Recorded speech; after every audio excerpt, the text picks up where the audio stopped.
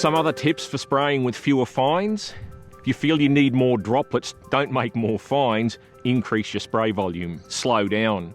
By slowing down, you get less wake effects from the wheels and the boom, which can take small droplets higher. You get less boom bounce on the extremes. You get more vertical trajectory in the droplets in the first place. Use the best water quality you can. So have your water tested. If it's too hard or is full of bicarbonates, then either change your water source, dilute it with reverse osmosis water or tank water, and at the very least treat it with ammonium sulfate. Drop the boom height. Going from 1 to half a metre halves the at-risk volume, because now all of that volume that was in that size range of 150 200 microns is going to get to ground directly from the nozzle. So droplets in that marginal size category that obtain a horizontal trajectory with the boom up high now have a much better chance of getting to ground.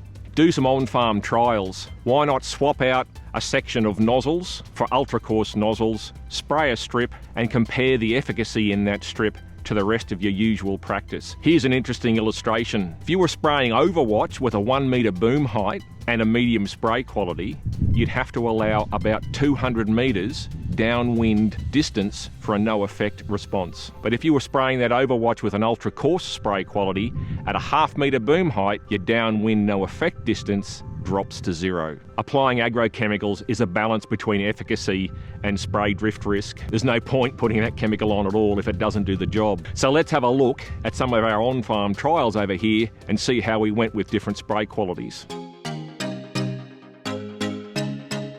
So behind me here you can probably see we have the replicated plots, and each plot has a little control strip down the side of it so we can see the ryegrass pressure that each plot was under at the time we sprayed. So looking at this section in front of me here, we're looking at a couple hundred plants per square metre, which is a pretty good pressure. So we're going to have a look at some of these treatment results now. This plot was sprayed with an injet nozzle at 4 bar.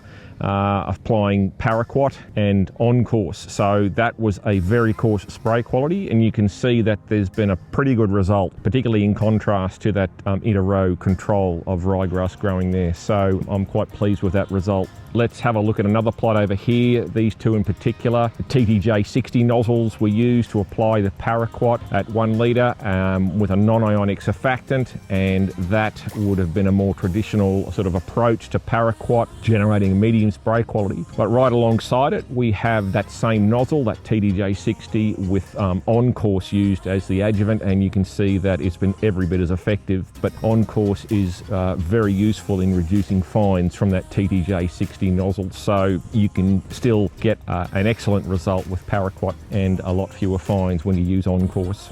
Thanks for joining us today. We hope you learned something about how on-course could help you in your spray application. If you want more information, go to the FMC website where you can access the spray charts, these videos and other useful information. Thank you.